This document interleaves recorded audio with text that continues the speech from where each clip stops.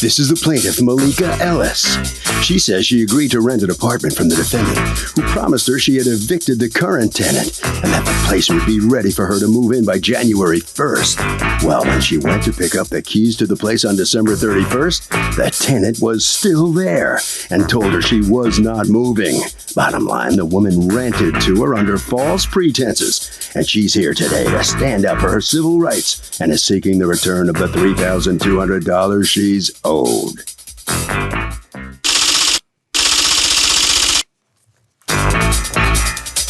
This is the defendant, Ewa Carpenter.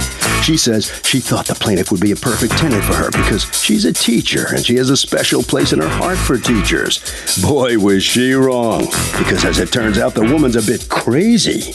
The woman made crazy accusations against her, called her a racist, and since no money exchanged hands, she doesn't owe her a dime. She's accused of not delivering on time.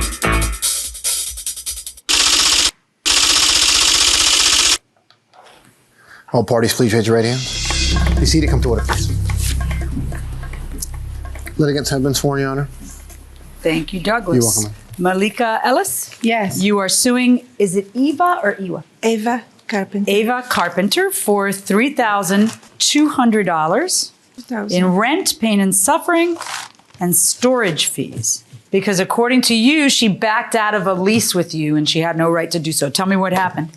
Okay, I was surfing online for a place to move close to my job. I work at an elementary school. I saw her property for rent. I called the number, left a message. Immediately, she called me back and said, "Oh, wow, would you be able to meet me today and I could show you the place?" I said, "Well, maybe not today. Can we schedule this week?" She said, "How about tomorrow?" I said, "Sure, that'd be fine." We met, and when we initially met, it was just myself and my children. And she shook my hand, showed me the place. She said, "Now wait, just looking at the outside, don't be concerned. Hurricane Sandy came through. There's little damages on the outside, but we're gonna fix it. It's gonna be like new, you'll love it." I went inside, saw furniture everywhere. Christmas tree up, gifts under it. I said, "Wait a minute, what's going on? It looks like somebody still lives here." She said, "Don't worry about that. The girl is moving out. She's having trouble and she's from another country, but she has to go home because she can't make it up here. I feel so bad for her, but she's going." I said, "Fine, no problem." I read over the lease. I wrote a check for $2,100. I post-dated it for January 3rd. When were you moving in? I was supposed to move in January 1st. Okay, so why do you post it? That's what the lease was dated for. But I knew I wasn't going to move in January 1st because of the girl's furniture still being there. She told me give her roughly till about January 7th. She would prorate the rent. Okay. So I was fine with that. And you signed a lease, you say? I signed a lease. You have it? I have it here. Okay, so go ahead. So go on. So I gave her the check. I have my copy of the... Did she cash a check? She told me she didn't, so I just wrote void on my stuff. Okay, but did anybody ever cash a check? No, because I kept checking. So go on. It wasn't checked. Go on. So a couple days go by. We meet at the property again. This time, this gentleman here, Jamar Funches, he's the father of my kids. This time he's with me. And she has this look on her face. Because originally the property was just for me and my kids. That's what I wrote on the lease. Me and 3 children. He has his own home. He also has another daughter that's not mine. He brought her with her to come do measurements for me for windows. She's asking him questions. "Do you work? Who's that little girl? Oh, that's not her daughter, it's your daughter. She's calling her husband. "Honey, come here and talk to this gentleman. He's someone very important with us because he's the father of her kids." So her husband, he just walks around, he stares at him. Everything turns off of me fully. Me and my kids who met her. And it's all about him, how he looks, who's the other kid with him, what's he doing? Is he moving in? Does he have money to help you pay the rent? "Ma'am, it's me. I met you. The place is for me and my kids." Is he moving in with you or is No, he? he's not. Oh, okay. Did you tell her This is where this discrimination came in. Discrimination? No, I'm going to get to that part. We signed the lease, signed the paper, did all the paperwork. The second visit, she met him. The girl's property is still there. I meet the young lady and I speak to her. I said, "Honey, if you're in a problem, I'm willing to help. Being that I'm moving here, if you don't have any place to put your furniture, I'll buy some of it to help you with money." The young lady said to me, "Ma'am, good luck moving here. I went away for Christmas, had no idea she was putting me out. I never received an eviction notice. I knew I was late, but I was trying to get the money up. I come in to hurry up, get your stuff out. I got good tenants coming. So I said, oh my gosh, you didn't know. So did she say, I'm not leaving? The girl said, I can't just up and leave. I got my kids' stuff here. I have to get my father to come help me. I have to get it packed up. So I don't think you're moving in here for the month of January because I have to start packing. I didn't know she never got an eviction notice. What was that about? No, this is truth. No, tell me what happened. Okay. My previous tenant, she was financially in trouble, so she wanted to break the lease. And I allow her to break the lease. I said, I'm very sorry for your situation, but yes, I will let you out, providing that I find a tenant starting January because I have to pay my mortgage too. So on the I put the ad in a paper. On the 28th of December, I talked to a few people, but Malika stood up because she said that she's a teacher. I have a soft spot for teachers because, long story, from my old country, I had a teacher who was like a role model for me. And I always, and I liked her. I sincerely liked her. And so she came on the 28th. It was no rush. We knew when we were going to meet. We met on the 28th of December. And I told her a little bit. I said, this is a really very sad story. This girl is breaking the lease, but she cannot afford to stay here any longer. So I'm glad that I like you, that you like the place. So she wants to move. Okay, so she rents the place. But why are you renting the place before the person has left? You think she's leaving. She told you, I'm going to leave. She told me. Well, and then when did she tell you, I'm not going to leave? This is my inexperience. Yeah. She told me she wanted to leave. And even when Malika said that she would like to move on the 31st, I called her up and I said, is this okay if the new tenant will move on the 31st? She said, yeah, it's fine. Okay. And then when the 31st came, we all go there and there's no move, nothing is moved out of Here's there. the thing, when you say she did some horrible thing because she was renting it out. I mean, that's what pretty much every landlord does. If a tenant tells you I'm going to move and you are letting them move, you have an agreement with the tenant. And then if the tenant breaks the agreement, I mean, it is what it is, you know? So she signed the lease with you and then the person didn't leave. There's no question the person didn't leave. Like, in other words, if a person tells me they're leaving, I don't start an eviction proceeding. Why would I, right? Yeah. So what did she do wrong that she should owe you all this money then? Well, this is what happened. On this same day of signing the lease and everything, she said to Malika, can we go in your car and go to Lowe's to pick out carpet and paint for the place? For you? For me to put down. And I go, wow, that's pretty unusual. I don't think I'm supposed to do that. But okay, I'm talking to my kid's father. I'm like, I don't want to be liable for traveling back and forth with her in the car because I have car seats for my twin boys. I have my daughter, I have myself. I don't like to ride really crowded. I would have had to squeeze her in to ride to Lowe's to get the stuff. So I said, maybe, I don't know what to say to her. I don't want to take her in my car. So I said, I really don't have gas to do that long ride. And I don't really want to take you. Maybe it's best to go in your car. That was the end of it. I went with her and her husband in her car to Lowe's. We were there several hours. She wasn't satisfied with the price of one carpet. She wasn't satisfied with the paint. She was calling the helpers all over the place, making sure stories. But why is all this happening if the person said, I'm not leaving, and we know that they're going to be evicted? She's saying that she needed time until middle. The girl was saying she needed until the middle. So the girl was still playing ball. She was just saying, look, I need another week past January 7th. I need until the 15th. Okay. Right. So that everybody night, thinks it's still happening. I'm thinking everything. She drops me back to the rental. She's got the carpet and paint picked out. Okay. I get a phone call from her. Malika, here's the thing. I really liked you at first. But you have this guy here. You told me how you didn't have gas in your car. He's got another daughter. You don't have enough money to get gas. Just rip that lease up. I don't want to rent to you. Just tear it up. I'll take your check and rip it, and we're just done. I felt so bad. Where'd you meet him? He doesn't have a job. He couldn't give you gas money. I wouldn't have a man. Couldn't give me gas money. Stand up a second. I was appalled at this conversation. I'm like, did you look like that? Were you dressed in a suit? No, I was dressed Step behind the microphone right right there, right there. Okay. How'd you look that day? I was getting ready to rip up the carpet like she asked me to do. Rip up the carpet and put how are you carpet dressed? Rugged. Regular clothes. Sweatshirt, Rugged. jeans. That's the word we're using? Okay. So is this what you were calling discrimination? No, the thing was, how are you judging me? And so automatically you're assuming he's moving So you don't in. mean racial discrimination? Not racial discrimination. It was discriminating against me that I didn't fit discrimination is into. a very loaded word. Right. She was And being the money discriminating. level. It was she in was the saying money to level. herself, do you think she's going to be able to pay those bills Exactly. if she's relying If she on doesn't him? have Because I don't really gas. like him, and you felt that was offensive. Okay. It turned into Now, this so big it turns thing. out, when did the girl move out?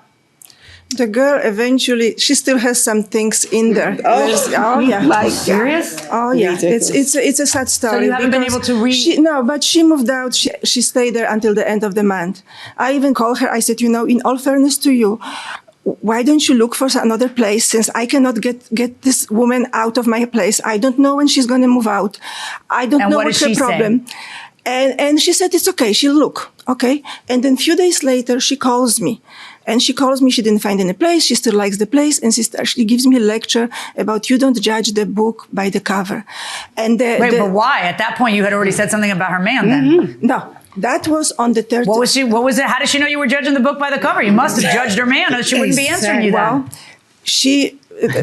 the thing I said What'd you to tell her about her man? What do you think? Where do you think her loyalties are going to lie, with you or with her man? My side of the story, okay? I liked her already. And I know you liked her. You couldn't wait to sign a lease with her. I know that you loved her. I was when I went with her to that car. They were going to go home. She was going to go with us in our car to Lowe's to choose the carpet that she would like. But it made you a little nervous when they said they didn't have gas money. Because I started. Because you got to get into a business relationship with them, and if you don't have money for gas, you're not going to have money for your bills. It's like when I talked to her later, I said, Malika, you know me a little bit by now. What you see is what you get. I'm a little bit concerned. This man came from Florida with a little child, and you guys have no gas, and he doesn't have like few dollars to put some gas in a car. I'm really concerned about you. I know, but you're also kind of sexist because she was always going to rent without a man. There was never a man on the lease or whatever. So what were you worried about? I wasn't thinking. I was just saying what. Did you ever tell her I don't want to rent to you? No. I didn't. But when I said to her, okay, let's sign another lease starting February 1st, we're going to fix everything that is to fix by then. And I asked her, do you have money to pay me for first month rent and month and a half security? And now she started being loud with me and she's saying, I owe her 1 month free rent. And I couldn't deal with that. I gave the phone to my husband. We pulled over. He started to talk to her. She started to threaten him with something. He gave me the statement today. There is a statement from him, and she hung up on him. And then when she hung up on him, I said, she's trouble. I don't know. Yeah, at that point, there's other reasons to think she's trouble. Can I have the statement because I don't see it in here? Ma'am, what are your damages? Tell me what your damages are. Well, I understand that you have a signed contract. Right. And according to you, she told you, I don't want you to rent here. Right. What happened a little bit along the line, what she was saying, the phone call on the 19th that she gave me, she goes, Malika, I am on my way to Trenton. I'll be there in an hour. Like do you have the money? You better have the money. I have lots of things to pay for. I have to fix the place. This other girl that's moving out is got on my nerves. I headed up to here. Do you have the money? I'm coming in. I need it now. This is the way she talked to me on the phone. I said, excuse me, I'm at my children's game. You're not going to talk to me that way. I will talk to you later. No, I'm coming now, and you better have the money, or else I'm going to find someone else for the place. I said, correction, you cannot, because we have a signed lease. So you wait to talk to me, and we will work this out. That's true. And she asked me, is it still the total amount that was in the bank you told me before? Minus the rent I have to pay where I am now. Yes, it is. Say that again. Welcome back to the People's Court, Harvey Levin here. So, the question, do people play the race card too much? What do you think? Yeah, I think they do, I guess. What do you say? I mean, you're just guessing. Well, I don't Does anybody have experience with this? I mean, yeah, just the other day, I went out for a job interview. I'm a computer programmer. And there's not too many African-American people doing computer programming. And so I went down to Costa Mesa for a job. When me and the owner had the greatest conversation, and we were so excited to meet each other. I walked in, I sat there and waited for him to come in. When he walked through that door, his reaction looked like he was unpunked. He was like, He was waiting for the real programmer to show up. But you ended up being okay. No, I didn't, because what happened is... Okay, I get it. We're a little out of time. We'll take this under consideration. We're going inside the courtroom. I told her I had a certain amount of money in the bank to move. I had to go into that money to pay rent where I am staying with family. And then did you put your stuff in a storage room? Right. I have the cup. Give me the bills for the storage. Yes. And so you put your stuff in a storage facility, and then you went to live with relatives. Right. And you were paying rent to the relatives. Right. And you paid how much in rent to the relatives? $500 a month for me and my then kids. you want 3 months of storage fees. Right. You want 3 months of $500 a month rent, where I don't know why you didn't just get another apartment already. Right. Right, which you pay your own apartment fees. Right. So, and then you want $1,500 in pain, suffering, inconvenience, and discrimination. Right. Which... I just put it, you can't leave a blank spot. That would be like saying I don't want anything, just let it go. Where's the kitchen sink? The kitchen sink is missing from here. You keep raising your hand. What is it you want to say? What I want to say is that the day that we had came there and she was asking me when I was in the house, she was asking me, was I moving in or anything like that? I let her know, no, I'm not moving in. I'm just here to help with bringing in the stuff. And then she's like, well, do you know how to rip up carpet? Do you know how to paint? Can you paint for me this, that, and third? So I said, yeah, I know how to do that. Then when I went outside, she was like, she came to the truck, was like, well, can you give us some gas money for us to go to Lowe's? I said, that's not my position because I'm not even moving in here. So why am I have to kick out gas money to send you somewhere? I said, you can use your own vehicle and your own gas because it's something that you have to do. Not anything that's dealing with me. I just came to be a helping hand. So once I said that, her and her husband felt some type of way. And later on that night, here's the thing. Here's what I need to get a handle on. What are your real damages, not your blown up, bloated, water retaining damages that you have on this paper. I need to know your real damages. Your damages are how you've been hurt by her breaching. I'm going to assume she breached a contract and she said to you, you're not coming in here. Okay. I don't know how to put a price on this. No, I know, but I'm going to put it and you ain't going to like it. I'll tell you that right now. Because I can't see, first of all, she's not going to pay you $1,500 in pain and suffering and discrimination because of reasons we've already discussed. This is a breach of contract case. Right, okay, either she breached it or she didn't. So that's, it caused stress. Everybody causes everybody else stress, and it doesn't magically balloon a $100 case to $1 million case. Yeah. All right, she's not going to pay your rent because she's not responsible for paying your rent. You would have to pay rent here, there, or anywhere. People have to pay rent. And so she didn't make you pay rent you wouldn't have had to pay, because you can use the money you weren't paying her for rent to pay that rent. So you're not making any sense there. So now what we have left are the storage fees. Yeah, you would have to have things in storage longer than you planned to, thanks to the breach. I do agree with you there. Because you're kind of in limbo, you're in the middle of January, this whole thing's happening, you haven't landed yet, you want to find a place. So I agree with you that she should pay some of your storage. But I don't, after listening to all this thing, see any more damage than a month or two of storage fees. And that's it. And that's $110, not $3,200. I'm ruling in your favor in the amount of $110 because you don't get more damages. You don't make a $100 case into $1 million case that way. I find in your favor in the amount of the $110. And frankly, you should go find a place to live for you. And maybe that's working out where you are, and that's great. Good luck to you, and good luck to you. Thank you very much, Your Honor. The plaintiff sued for $3,200 and walks out of the courtroom winning the case and an award of $110. What's your reaction to this outcome? It's surprising because I think when you sign into a contract that's a binding contract, whether it's for a house or a building or a property, like if you sign a contract for this building and you didn't get to move in, it's going to delay your show. So what are you going to do with the family? What are you going to do? My family, we will find a way. I mean, it's just delayed me in finding, but one penny gained is helpful. What did she have against you? I really don't know. I mean, I thought I was doing everything she asked me to do as far as pulling out carpet and painting. That's something I didn't even have to do. All I was told to do was help her move in. That was all I do. I didn't even have to go the extra mile, but. Okay. All right. Well, good luck. Thank you. Looking for the place and all. All right, step on in here. How do you think this makes you look? A lot of not true was said about me. She could have had the place. I wanted to rent it to her. She started to threaten my husband and thinks this is my husband. Okay. And we just realized that she's trouble. It didn't work out. Harvey? It didn't work out. You know, a lot of people think the lease isn't effective until the tenant moves in. That's not true. When it's signed, it's done. By the way, he's still telling the story. Going inside the courtroom.